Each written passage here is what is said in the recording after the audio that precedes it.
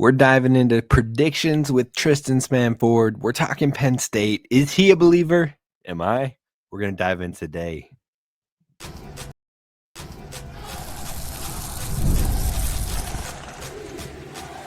You are Locked On Golden Gophers, your daily podcast on the Minnesota Golden Gophers. Part of the Locked On Podcast Network, your team every day.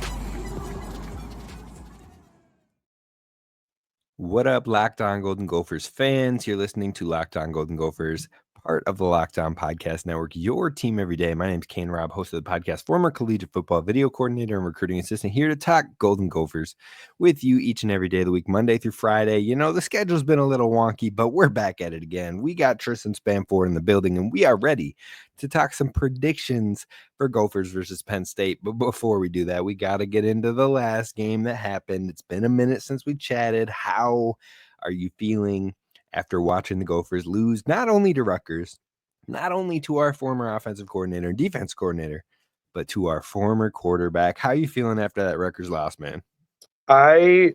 Disappointment, obviously disappointment. You expected a lot more, especially with the way we played in the weeks prior. It was tough. But I did think of a bright side. I think me and you have been vindicated because we've always known Nathan was a good quarterback. So we did say that a lot last year. So to be fair, we were right, at least on something. Unfortunately, we just weren't right about the specific game. Yep. And I mean, at the same time, like, we can't even feel vindicated because there's so many just rude, old, ratchety fans that are just like, I gave Ethan a tweet just saying, like, mad respect for, like, going out there and proving people wrong, myself included. I still did a predictions episode, and I said he was going to be under 200 yards with 2 interceptions. The man was over almost 250, 3 touchdowns. He was literally a huge reason why they won the game. And I was like, you know what? Respect to you. Like, power to you. Way to go out there and prove it. And then I got called, or somebody told me I was on my knees for the traitor. And I was just like, owie, that's what we're doing. That's what we're doing. And not only that, this is my little soapbox right now, but this whole conversation started from him calling Brevin Brick Hands Ford. I was like, hold on. So you're bashing a Gopher alum who got to the NFL, not the easy way. He didn't get drafted, but he made it onto a roster as an undrafted guy, and he was getting production in a real NFL game, and you're hating on him, but I'm in the wrong for saying respect, not, oh, we should have kept him, or, oh, he was glorious, or blah, blah. I said respect to his game. Acknowledging that you got beat is not it by any means doing that. You're not glazing him for being ridiculous. Like, you literally gave the most basic compliment possible, and you do be going in on people on Twitter. I love it because I can't handle it. Sometimes there's moments where I'm like, you know what? I got time today. I got time. Let's get after it. I gotta remove myself. I gotta remove myself before I hurt someone's feelings. See, that's the smarter option. But then I tell myself, you know what? They hurt the feelings of some of the college athletes by just bashing and smashing. So I'm like, you're a grown adult. Like, come on now. Like, what I'm saying, let's talk. Like, some of these guys are nuts, dude. It's like, it's so crazy. Like, I even when I'm betting, I get mad. If I'm betting on a game, I'm yelling at these guys like, what are you doing? But you do gotta sit back and be like, they're just kids. They're just kids. Right.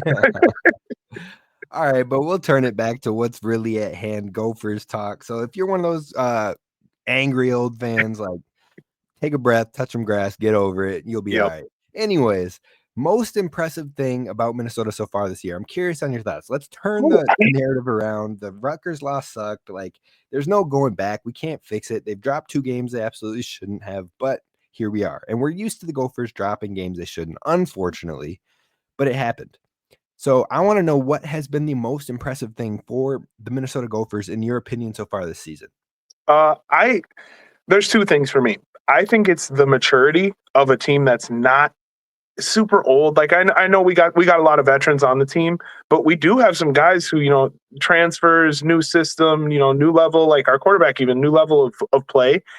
And just the consistency level of how confident everyone plays. They play like they are veterans, and they mesh really well. And it seemed like they matured really fast, especially after how the season started with those half games where we were playing only one half of games, whether it be the first half or the second half, where they all kind of clicked and came together and like, hey, we have to finish out these games.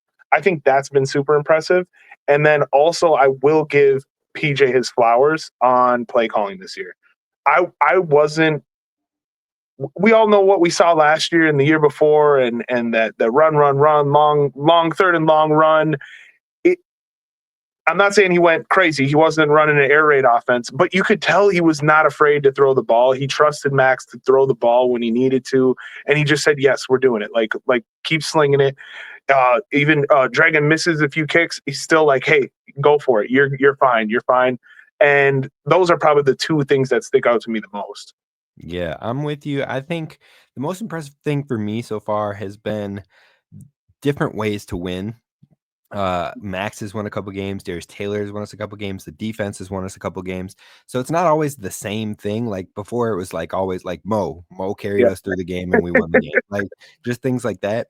Whereas I feel like we've won in different ways. And I also, on the flip side, even though it's kind of weird that I'm saying I'm impressed about something by the way we've lost, but we've never lost a game for the same reason, which kind of sucks. But at the same time, it's good because it's not pointing out one huge flaw to your team.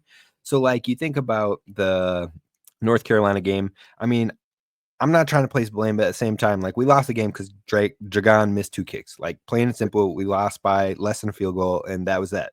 But then you go to the next loss in the Iowa game, and I would say we lost because we couldn't stop the run. You had a guy who had over 200 yards rushing on us, broke multiple tackles. In the second half, we didn't show up, and he ran all over us. So that was one thing. Then you go to the Michigan game, and I would say that one I'd put more on play calling. That one I'd put more on coaching because we started too slow, and they didn't scheme things up in time. And by the time you got hot and going, it was too late. So it's like each one of those was a different thing. Then we won some games, different ways we were balling out.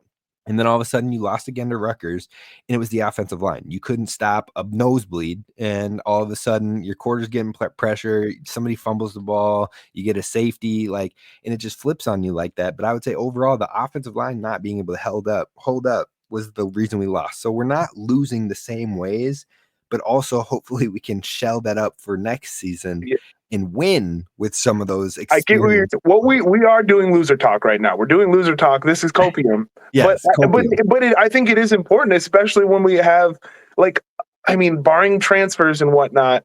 Like a lot of these guys are going to be back next year. We're going to see a similar team next year that we have this year, and so I think they're important. That is important. What you're saying, like not losing the same way. Like there's not one major weakness. It's a mental game. Like, oh, this is what we did this week. That's how we lost. So I agree with what you're saying.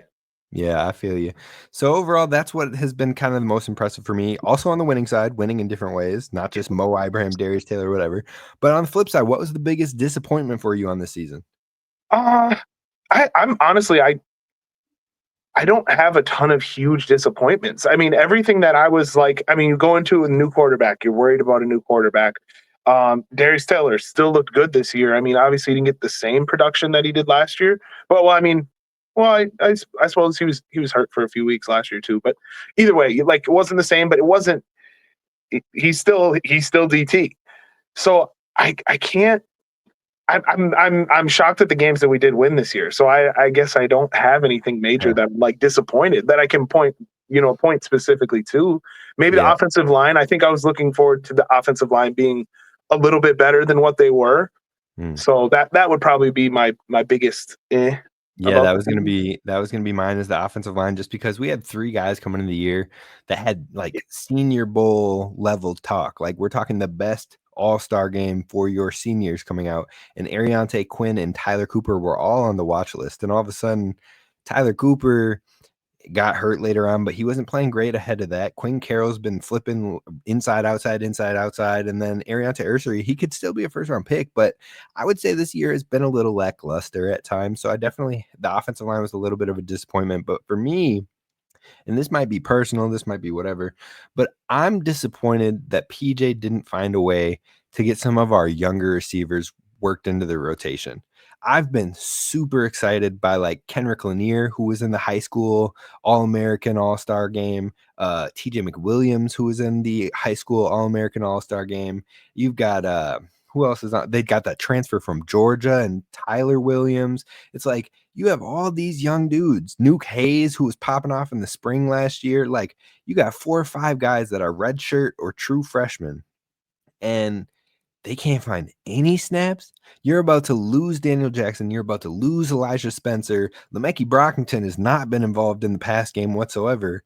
Like, that's the position I have the most concerns for moving into next year. And I'm a little scared that some of these young guys are going to be like, yo, you didn't play me for 2 years. I'm out. I'm transferring and I'm going somewhere else because I haven't gotten no tick. So that's been a big disappointment for me this year. Hopefully they stick around, but I wouldn't blame them if they don't. Yeah, I can see that too. That is an issue, I guess. I don't know. I'm looking at like thinking about like games though wise. Where would you have put them in? You know, where would you have gotten them a little bit of playing time? I mean, we wouldn't. There was not a lot of games where we were blowing cats out. My big thing is it's been 2 years for a lot of them. So like, are they not ready? Or is it like Kenrick Lanier's been in the program for 2 years now. He's a redshirt freshman, but still, this is his second year. TJ McWilliams, same thing. Tyler Williams, this is his first year. Nuke Hayes, this is his second year. So it's like Nuke Hayes is a name I hadn't heard yet, and I need him on the field ASAP. Nuke Hayes. Right. Nuke Hayes, bro. His name's Danielle Hayes, but his nickname is Nuke, and he goes by Nuke. But he was popping off. So Daniel Jackson was out all spring or a lot of the spring, and Nuke Hayes was getting like all the 1 snaps. So I'm just like, how have we not seen him? Especially when your third receiver in Le'Meke, like, yeah, he can be pretty good in blocking, but he hasn't really shown out in the receiver department. So it's like, how come we can't get? I'm not saying like 30 snaps a game. I'm saying, can we get them like 10, 12? No, I feel you. I definitely feel you. I definitely feel you. Because especially just to get a feel for it, so you don't have to go in those first couple of games of the year. Like, here you go, like right into the fire. So I get that. But okay, we're gonna move to Penn State. I want to know how you're feeling for this game and what % chance do you think Minnesota has in this game? Listen, I broke it down in my brain. I put it in the computer, and this is what I got back out. This is what I got back out. There's nothing the Gophers love more than to spoil a Penn State season. We've done it like 3 times in the last 20 years. Now that doesn't sound great, but we have. And now I just imagine this. This is where I'm at looking at the schedule. We always lose the games we really need to win. And this game doesn't mean anything to us. Like like this won't. I mean, it would be an awesome win, but it doesn't. You know, we're at where we're at for the season. Right. Exactly. Most are expecting loss. It doesn't. We got a bowl already, so it's like, which leads me to believe we will win this game by a game-winning interception. It's going to be electric. They're going to be dancing at TCF like or Huntington Bank. My bad. My bad. I can picture the AD signing that check to the NCAA for the fine for the field storming. So that's where I'm at in my brain. Because it doesn't make sense. There's no reason we should win. I definitely think we're going to cover because the line it's at is just disrespectful.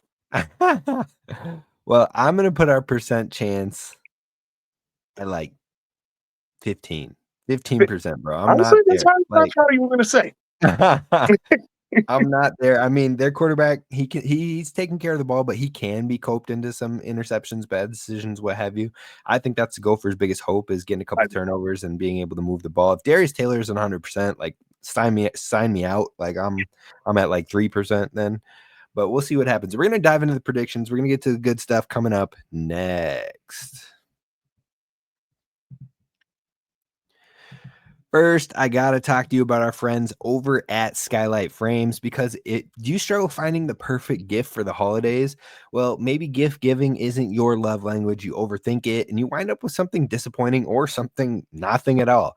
Well, if you're buying something for someone who has everything or it seems they're unpleasable, it's time to try out Skylight Frames because you're not going to be wasting money. You're going to get rid of clutter for a lot of people and you're going to give them a memory or a moment that they can really embrace and love because they've got the perfect gift for you. Skylight Frame is a touchscreen digital photo frame your whole family will love.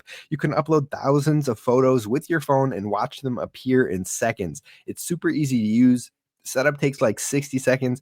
We've actually gotten them for my grandparents. And so as we had new additions to the family with babies and things like that, you can just send them to your grandparents or whoever you gift it to, send the pictures to their Skylight Frame. All they do is accept, and all of a sudden they're getting those new memories flowing in on their screen. So you can send something, you can send the latest update, you can send new pictures of your children growing up or what have you.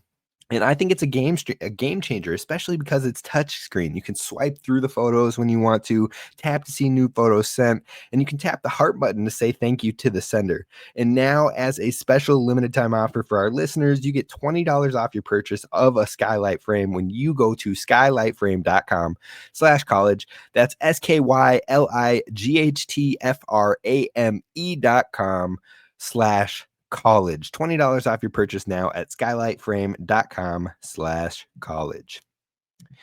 And while we are at it, folks, we got to give a shout and some love to our friends over at FanDuel, because right now you can get in on the action with FanDuel, America's #1 sports book, and new customers can bet $5 and get $150 in bonus bets if you win. That's FanDuel Sportsbook.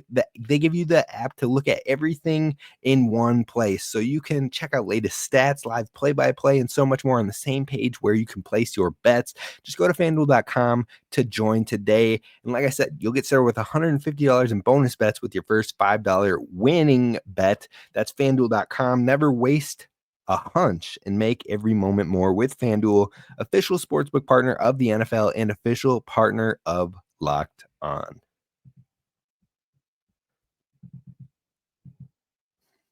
All right, Tristyn, we're going to dive into the predictions. I'm just going to get crazy. We're going to go off the cuff. I wrote a little notes down, but it's from a previous game, and so I'm going to just go on the fly. YOLO ball, here we go. Love it. So first things first, do you think the Gophers get a turnover this week, and if so, who? Yes, I think they do, and I think it is a fumble recovery for no real reason, but I think what we talked about earlier, I think that is going to be such a huge part of this game. Like, we have to win the turnover battle if we want to even have a chance of winning. All right, who's the player then? Who's forcing the fumble? Ooh, I think Ja forces it. All right. I don't know who picks it up, but Ja forces it. That's fine. All right. So I'm going to go. We do get a turnover, one interception. I'm going to give it to the man, the myth, the legend, the guy we're going to miss next year, Justin Wally. It's senior day. I feel like he's going to come up big with one. He's got to add to the collection. So I've got Justin Wally getting an interception. Walk-off pick. Walk-off pick. Sir. I can feel it. There you go. There's that game winner he was talking about a little earlier. All right. So now I want to know, how many pass yards do you think that Drew Aller is going to have? Drew Aller has 2 more passing yards than Max Brosmer on the season. They're both sitting around the same amount of passing yards. They're both top 6, top 7 in the Big Ten right now. I think after this game, I think there's going to be a lot of passing. I could be completely wrong. We're getting into cold era. We're getting into the Big Ten, cold football, Big Ten. That means a lot of running, but I think that both of these teams are still going to pass the ball. They like their quarterback. So what do you think for Drew Aller and the amount of passing yards he has? See, I was kind of back and forth on this too. I don't know how the game is going to go. I really think it might be old school Big Ten slugfest just with the weather and whatnot. But like, I don't know how we're going to run the ball against this defense also. So I'm like, we're going to have to throw it. Drew Aller, though, I'm going to say, we'll just keep him at, I want to say 245. 245. All right. I'm going to go with 290. He's going to pass for 290. And I think the only reason he doesn't go more is because they might have a lead on us and start running the ball. Yeah. I'm not too, give me that. I'm a little worried about this game. I'm not going to lie to you right now, but that's where I'm feeling. All right, Daniel Jackson, will he break 100 receiving yards this week? Yes or no? I think that might be too much. That's too high. That's too high. He's had 200-yard games this year? It's been excuse something me. Like that. It's been close. I think if he only has 2, he's probably had like 3 more that are like 80 plus. So it's somewhere around there. I'm gonna go under. I'm gonna go lower though. I'm gonna go lower. I'm going to take it over with a yes on the 100 yards because I think if the Gophers have any shot in this game, they're going to have to pass the ball a lot, which means we need to see a lot of Daniel Jackson. Sure. So I'm going to go yes on the over. All right. Who wins the battle of rush yards? If Darius Taylor's healthy, they have two running backs, Katron Allen, Nick Singleton. They might split reps and whatnot. So I'm going to say overall team rushing yards. Who wins the battle of rushing yards between Penn State and Minnesota? I think our D-line. I'm gonna go Minnesota. I think Minnesota is. I'm looking at like the numbers even between the two running backs, and they're not crazy off. They're very similar. I'm gonna go Minnesota. I'm just going Minnesota because we're gonna win anyways.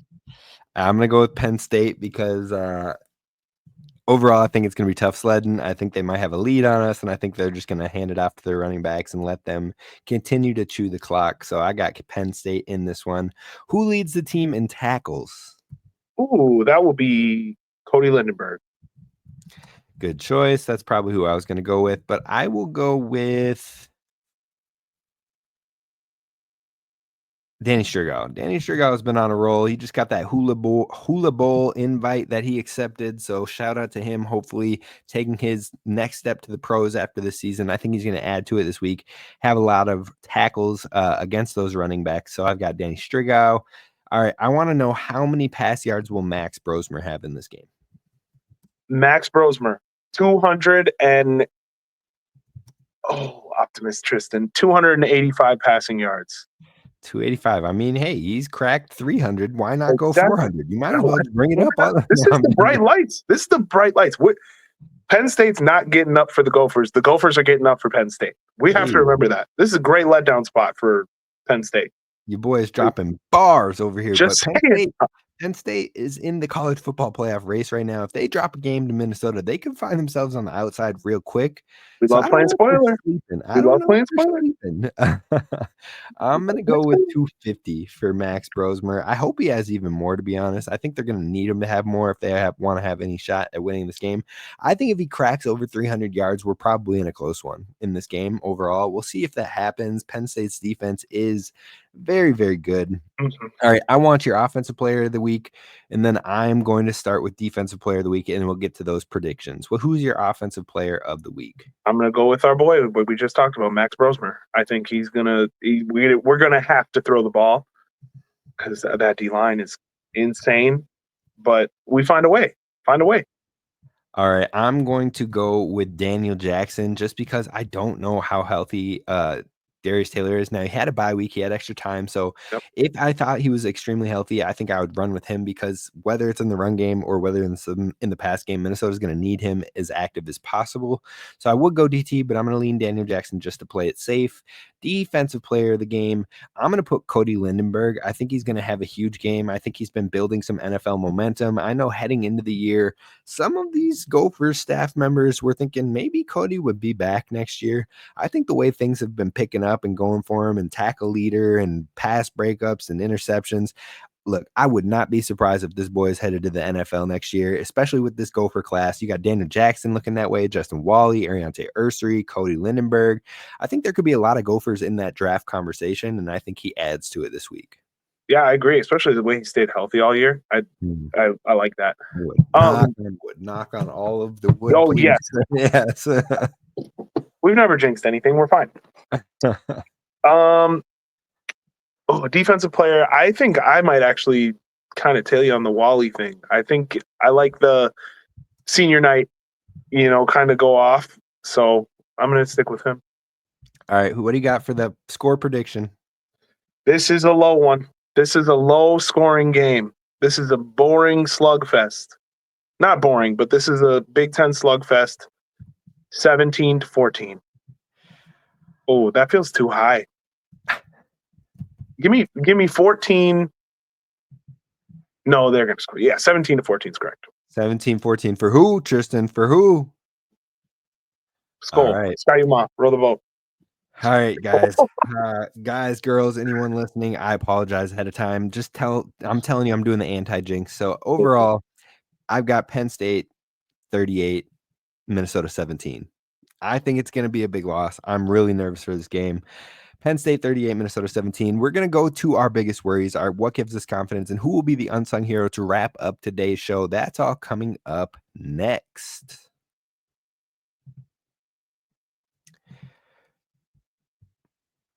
First, we got to talk about our friends over at Prize Picks, because Prize Picks is the place to be. It's the best place to get real money sports action. With over 10 million members and billions of dollars in award winnings, Prize Picks has made daily fantasy sports accessible to all. You just pick more or less on at least 2 players for a shot of winning up to 100 times your cash.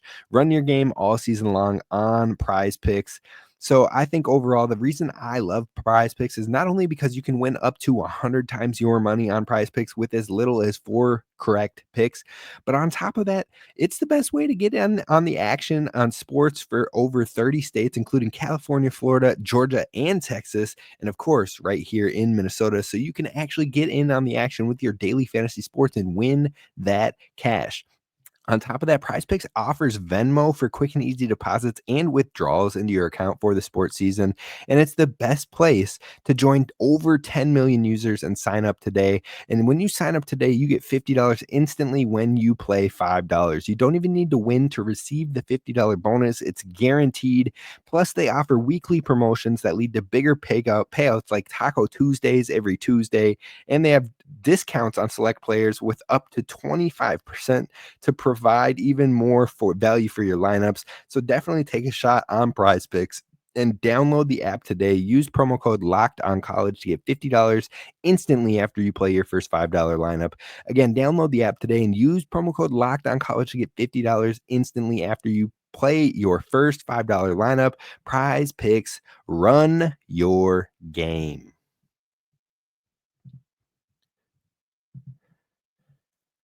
All right, Gophers fans, we're flying through these final questions. I want to know what your biggest worry is heading into this Penn State game, the final home game of the year. What's got you worried? That Penn State defense, they are so good. They're so good, and it is going to take a lot out of our offensive line to get protection on Max, to be able to run the ball, to be able to throw the ball. It is a big night for that offensive line. What we talked about is one of our biggest question marks on the season. Yeah, I feel it. I see why that is your worry. It would be one of my top ones, but I'm not going to lie to you. My top worry is one single man, one single human being on the Penn State Nittany Lions. He wears number 44. And his name is Tyler Warren. He's the best tight end in the country by far in my eyes. He has 67 receptions for 808 yards and 5 touchdowns as a tight end. And it only gets better. He rushes the ball too, Trist. He rushes the ball. He has 157 yards on the ground for 4 touchdowns. The guy has 9 total touchdowns, almost 1,000 yards all purpose. He is like just Herculean for this Penn State team that doesn't have wide receivers. Like, their wide receivers are not anything to write home about. And then I look at the USC game, and this dude had 224 yards, 17 receptions, and a touchdown. He's also had a 146-yard game. He's had a 127-yard game. He had 63 rush yards last week. This dude is my nightmare because I don't know who on this Gophers team can slow him down. They're not going to put Justin Wally in the slot. This dude plays on the inside. So who's going to bang with him? Coy? You going to put a true freshman on him? Kerry Brown, the redshirt freshman, on him? You going to put Jack Henderson on him, who you didn't even trust to have in the entire USC game? Like, I just don't know who's going to stop him. Yeah. That is a very, very good football player. He's so good. He's so good. But he ain't never met Cody Lindenberg in the middle. Okay. Ooh. Okay. He might not have to meet him in the middle because he might outrun Cody Lindenberg in the middle. Like, it's just, he's a freak, dude. He is a freak. No, he's so good. He's so good. All right, on the flip side, we know the worries. You know your boy is shaking in his boots, and I'm not even on the field, bro. I'm not even on the field. I don't have to go up with him, but thank God. But overall, what gives you confidence in this game? Honestly, timing. I love that we had a bye week last week. I love it so much. I wish this was a night game because it would feel better if it was an evening game. But I understand why the networks do not want this to be a night game.